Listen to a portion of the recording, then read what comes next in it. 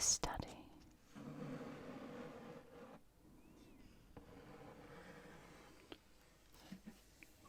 I've made a present for you for the festive season.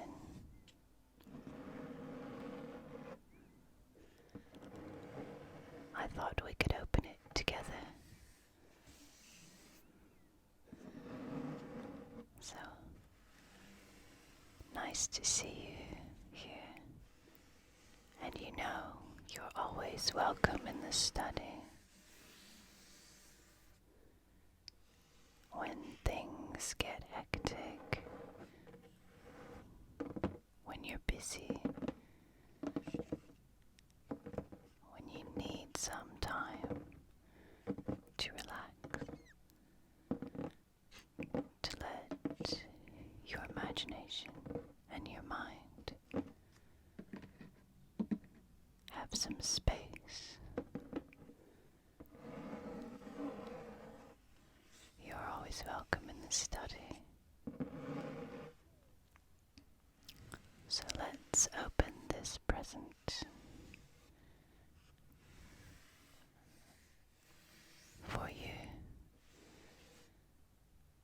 together and see what lovely sounds and treats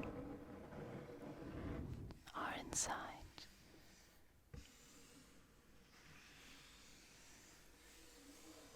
It comes in a box decorated with a William Morris motif design called Strawberry Thief. And the idea is that these birds are picking the strawberries off the plant. William Morris was one of the founders of the arts and crafts movement in the 19th century, which is actually a much more interesting artistic movement than the name might suggest.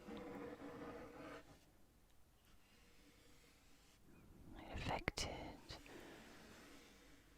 ornaments and things for the house, as well as architecture, embroidery, furniture, cabinetry, fabrics, tiles, stained glass, everything that made the atmosphere of a home or a living space. And here you can see it was influenced by the Gothic revival and revival of medieval motifs. And you can see the leaf designs and decoration are reminiscent of medieval fabrics, manuscript decoration, and also how these designs and their curves would come to influence the Art Nouveau.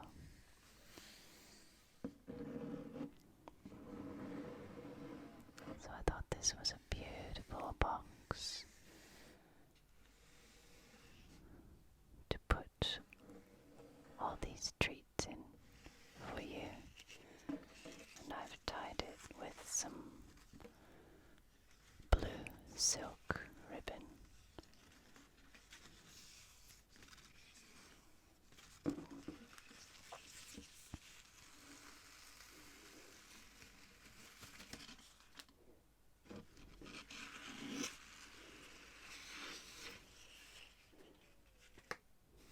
And there are the strawberries. And it looks like a starling is picking them. Do you like strawberries? I love strawberries, just like the starling.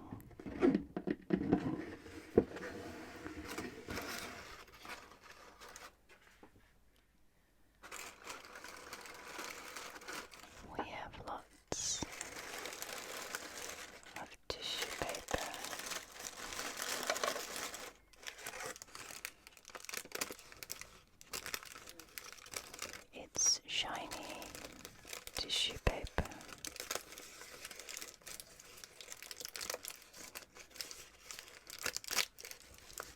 crinkly, crackly tissue paper.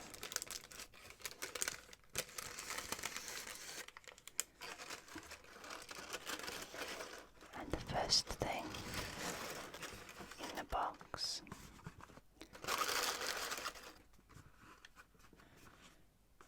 is tea from a tea company in Normandy in France. This one is called Année Folle, the Roaring Twenties, the crazy years. And there's a flapper, 3 flappers, women with bobbed hair and headpieces in 1920s evening dress, one sitting on the moon, one in a beautiful convertible car, possibly a Duesenberg. And the name of this tea is Tsarevna. Invokes some Russian impressions. Mélange aromatisé de thé noir, orange et épice. So, an aromatic mix of black tea, orange, and spices. Ginger, cardamom, cinnamon, orange zest, orange oil, and it's also eco-friendly as well. Beauty, Roaring Twenties.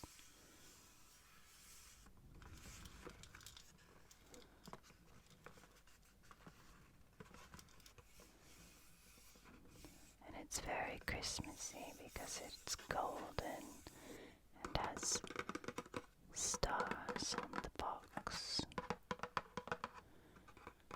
Very festive, magical. Shall we open it up?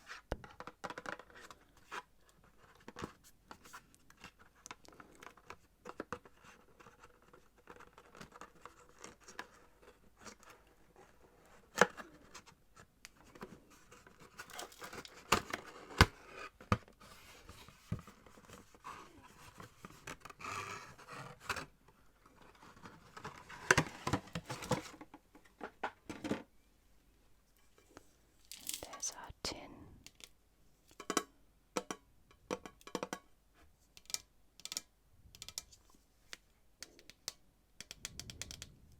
Do you like that sound? And you can hear the tea inside.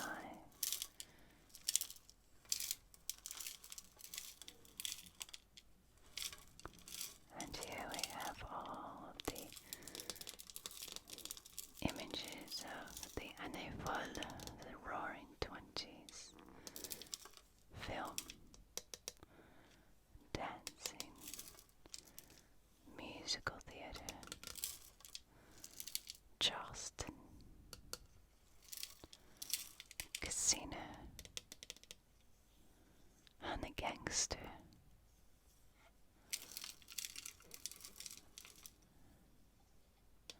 And that beautiful car there reminds me of something from Tintin, that car. Let's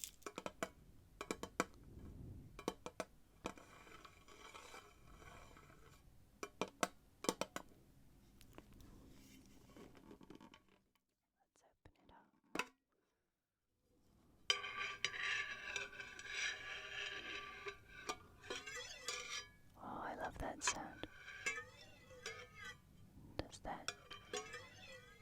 access your brain.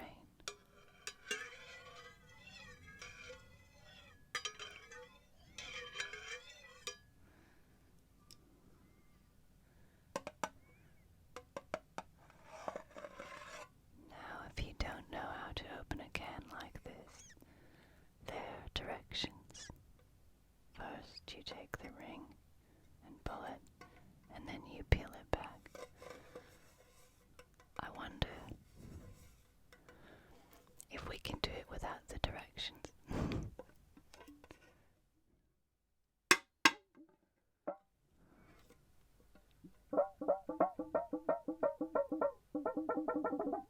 Could make a song with that.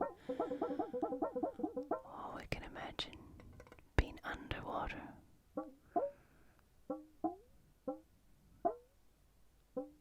Listening to boats. Maybe ribs.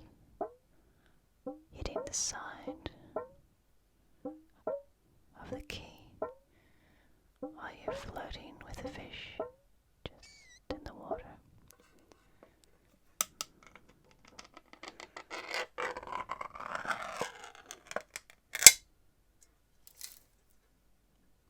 Oh, what do you think of that? It is a very, very strong aroma.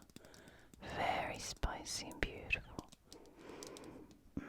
Smells like orange.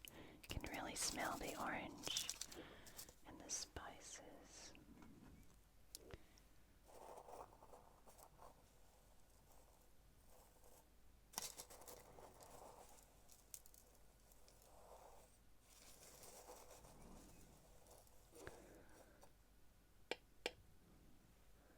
Let's prepare a cup. I brought a tin cup.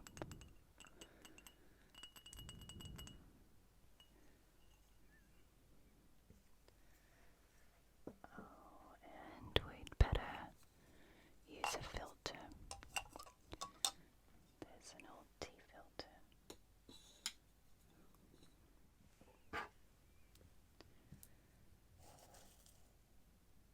And we'll use a spoonful.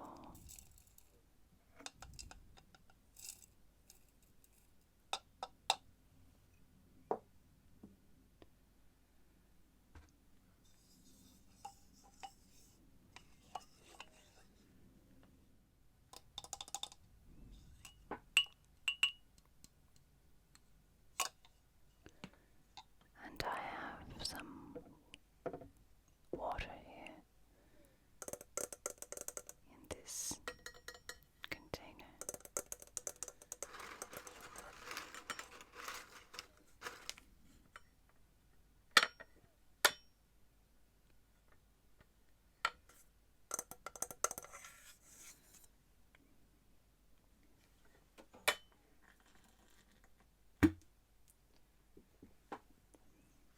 So we'll pour that.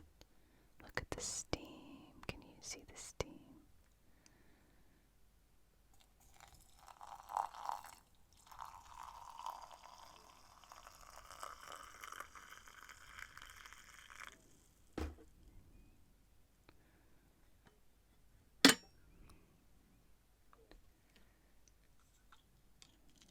Wow, it smells beautiful.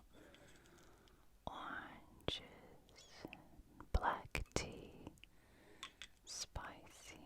I'll let that brew for a little while.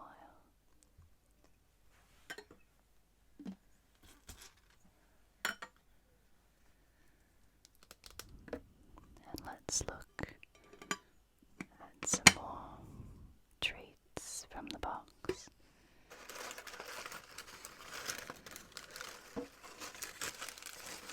Ah, look at that one.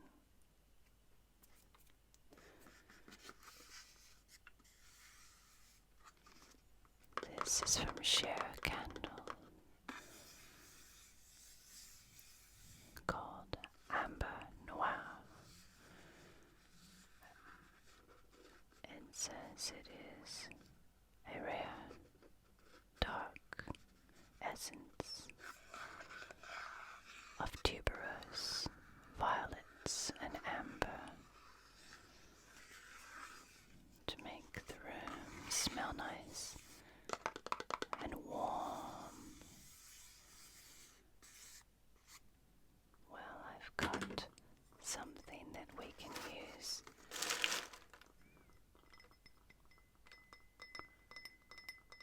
We can put the candle in here and light it.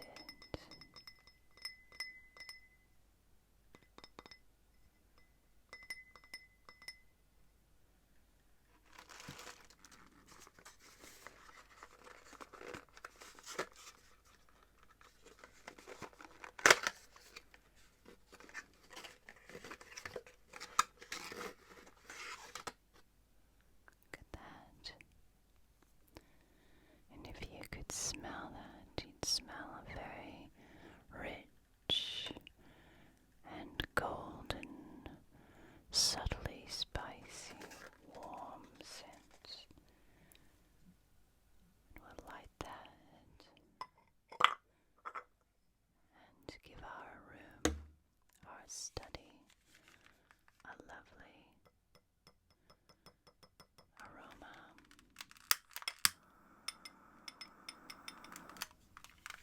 There we are.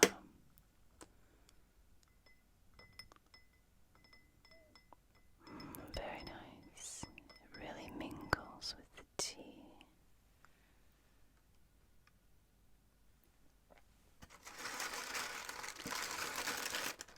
Oh, look at that.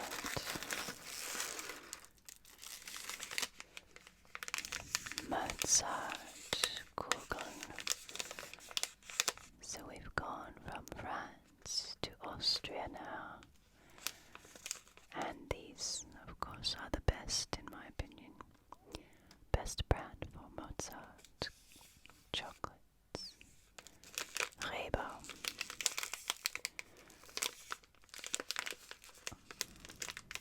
Eine Erinnerung an Wolfgang Amadeus Mozart und seine geniale Musik, mit der der Menschheit unermessliche Freude schenkte. So these delicious sweets are in memory of Wolfgang Amadeus Mozart and his beautiful or genius-inspired music with which he gave unmeasured joy to humanity.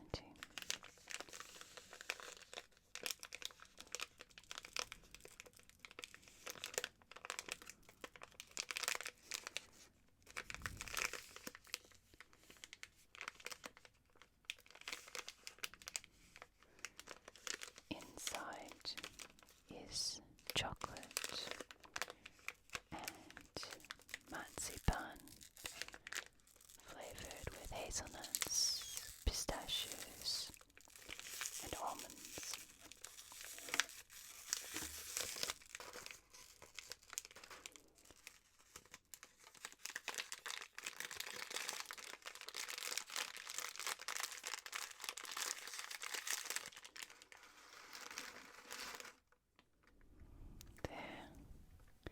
There's Mozart's portrait and some treble clefs.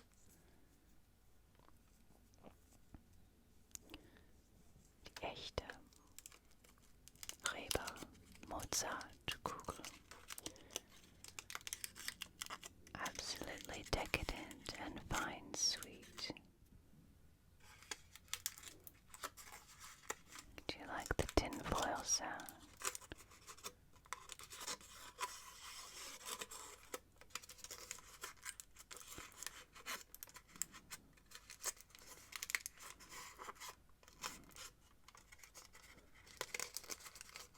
So if you want something really luxuriously delicious,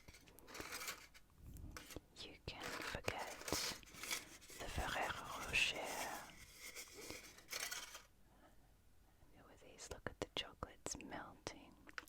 show you what's inside. I'll see if I can cut it. There we have sort of chocolate nougat on the top, and the almond marzipan, nougat in the center, and pistachio marzipan there. So perfect to go with our tea. And there's that boil again. Try and stretch it out. Makes lovely sounds. Crackling.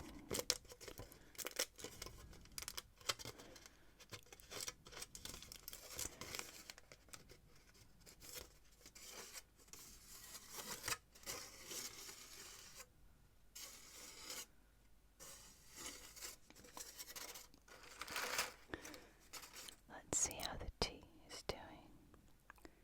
I'll put the candle over here so you can see it. The tea. The kettle's making gurgly sounds too. There's a beautiful color of tea there.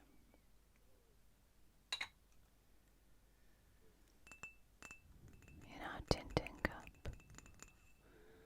Smells of lovely spices. Let's see what else we have.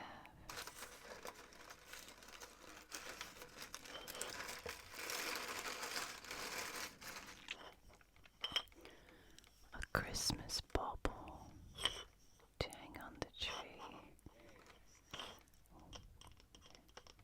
It's a tin, and it's got a picture on it of Santa Claus, a reindeer, a snowman, and some penguins. It's a Christmas tree, and snow coming down, and presents.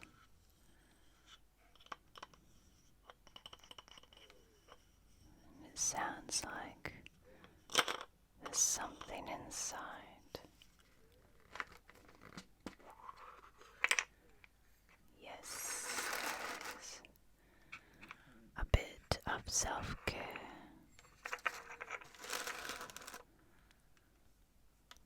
Advanced lip therapy from Fresh called Sugar in a little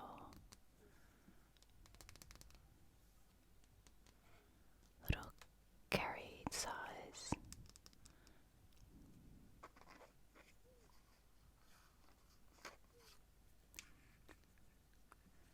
Lip, it's a bit melted, but very soft. Wax lip treatment. And the lid makes a lovely noise to keep your lips hydrated in the winter.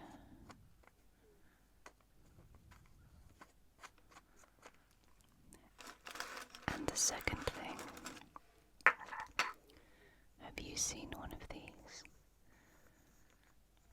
This is made from a single piece of sandalwood.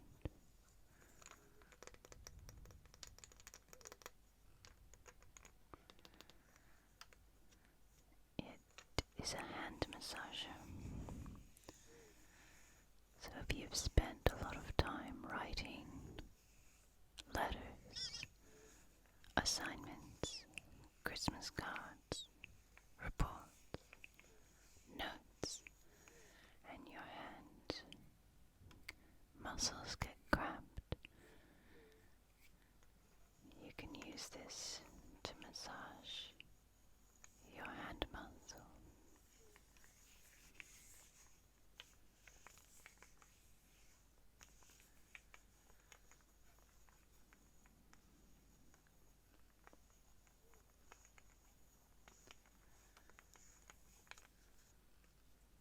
There we are.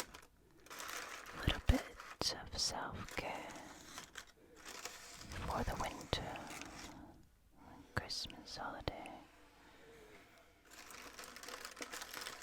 I think there's one last treat.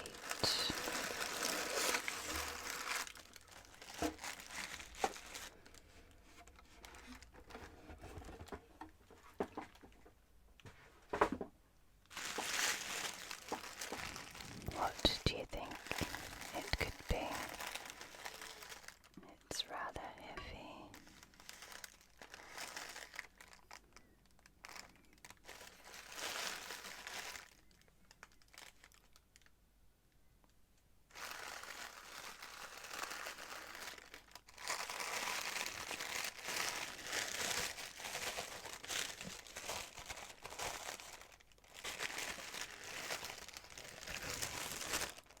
And in tissue paper, nice crackly tissue paper, and it is a book,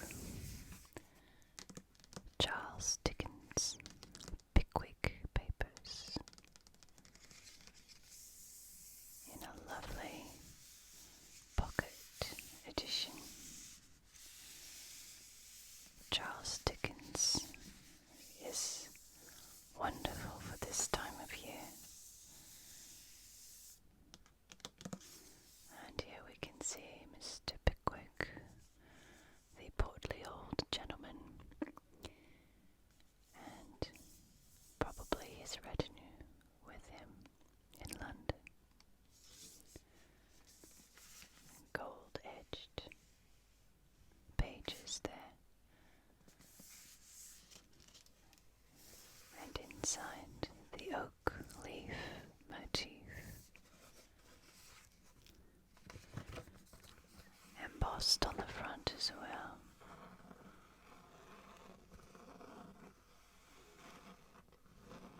With an English rose in the center, on cloth bound.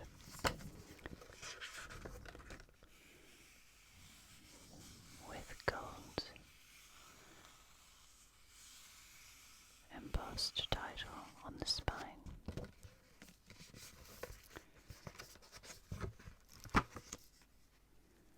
And a page is marked here that I thought you would really enjoy.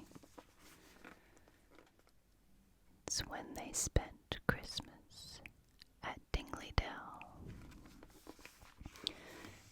And there's a drawing of Mr. Pickwick sliding on the ice. They've all gone ice skating there. Shall we read a little bit?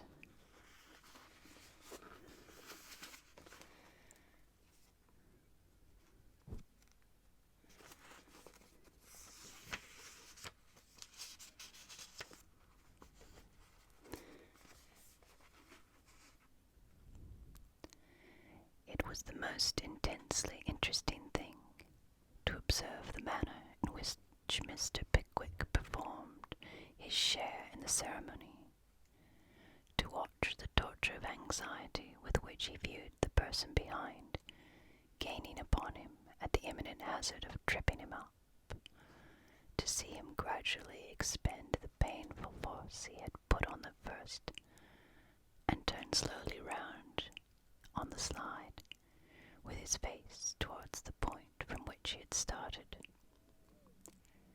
to contemplate the playful smile which mantled on his face when he accomplished the distance, and the eagerness with which he turned round when he had done so, and ran after his predecessor, his black gaiters tripping pleasantly through the snow, and his eyes beaming cheerfulness and gladness through his spectacles. And when he was knocked down, which happened upon the average every third round, it was the most invigorating sight that can possibly be imagined, to behold him gather up his hat, gloves, and handkerchief, with a glowing countenance, and resume his station in the rank with an ardour and enthusiasm that that nothing could abate. The sport was at its height, the sliding was at the quickest, the laughter was at the loudest, when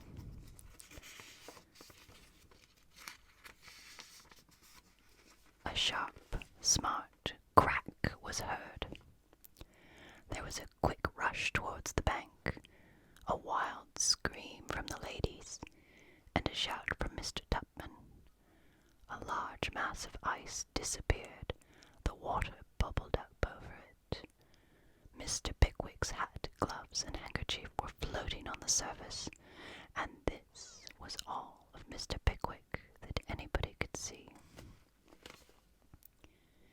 Dismay and anguish were depicted on every countenance. The males turned pale, and the females fainted. Mr. Snodgrass and Mr. Winkle grasped each other by the hand and gazed at the spot where their leader had gone down with frenzied eagerness, while Mr. Tupman, by way of rendering the promptest assistance, and at the same time conveying to any persons who might be within hearing the clearest possible notion of the catastrophe, ran off across the country at his utmost speed, screaming fire with all his might. It was at this moment when old Wardle and Sam Weller were approaching the hole with cautious steps, and Mr. Benjamin Allen was holding a hurried consultation with Mr. Bob Sawyer on the advisability of bleeding the company generally, as an improving little bit of professional practice. It was at this very moment that a face, head, and shoulders emerged from beneath the water and disclosed the features and spectacles of Mr. Pickwick. "Keep yourself up for an instant, for only one instant," bawled Mr. Snodgrass. "Yes, do. Let me implore you, for my sake," roared Mr. Winkle, deeply affected. The adjuration was rather unnecessary, the probability being that if Mr. Pickwick had declined to keep himself up for anybody else's sake, it would have occurred to him that he might as well do so for his own. "Do you feel the bottom there, old fellow?" said Wardle. "Yes, certainly," replied Mr. Pickwick, wringing the water from his head and face, and gasping for breath. "I fell upon my back. I couldn't get on my feet at first."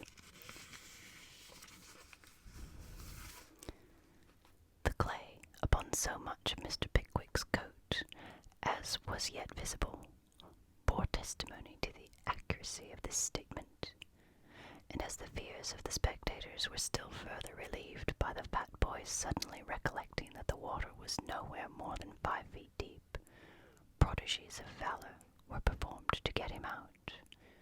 After a vast quantity of splashing and cracking and struggling, Mr. Pickwick was at length fairly extricated from his unpleasant position, and once more stood on dry land.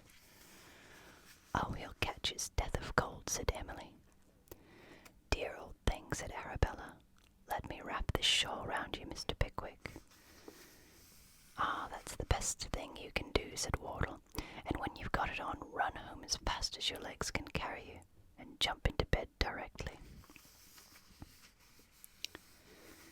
A dozen shawls were offered on the instant. 3 or 4 of the thickest having been selected, Mr. Pickwick was wrapped up and started off under the guidance of Mr. Weller, presenting the singular phenomenon of an elderly gentleman, dripping wet and without a hat, with his arms bound to his sides, skimming over the ground without any clearly defined purpose, at the rate of 6 good English miles an hour.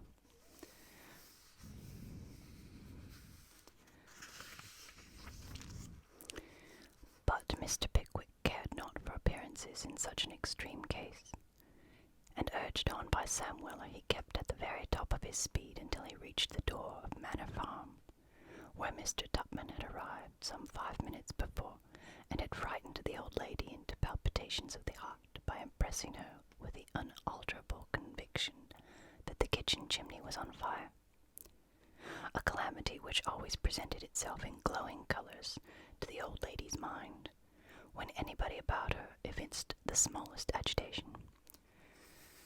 Mr. Pickwick paused not an instant until we snug in bed.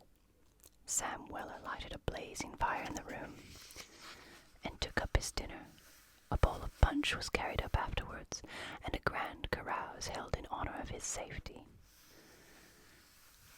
Old Wardle would not hear of his rising, so they made the bed the chair, and Mr. Pickwick presided. A second and a third bowl were ordered in, and when Mr. Pickwick awoke next morning there was not a symptom of rheumatism about him.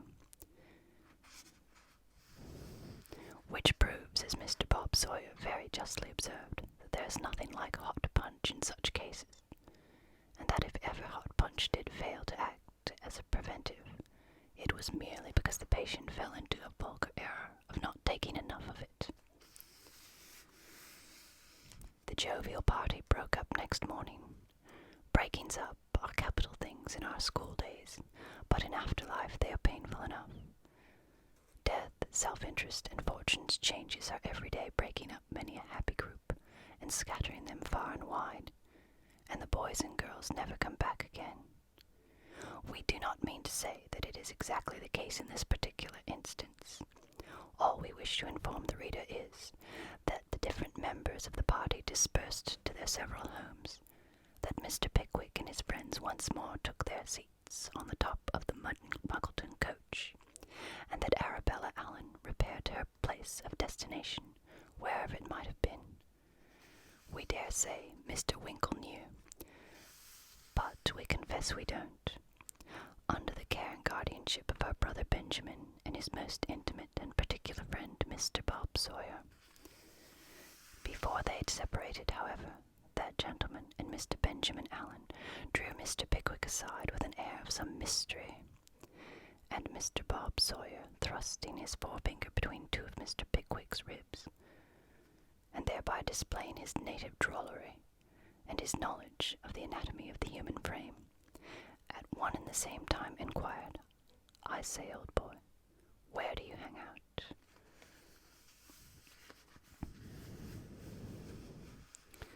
And so concluded the Christmas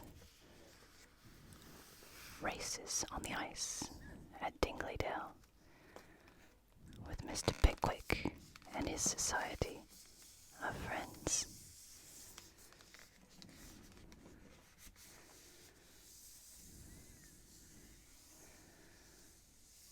Have you enjoyed these sounds of your special Christmas box?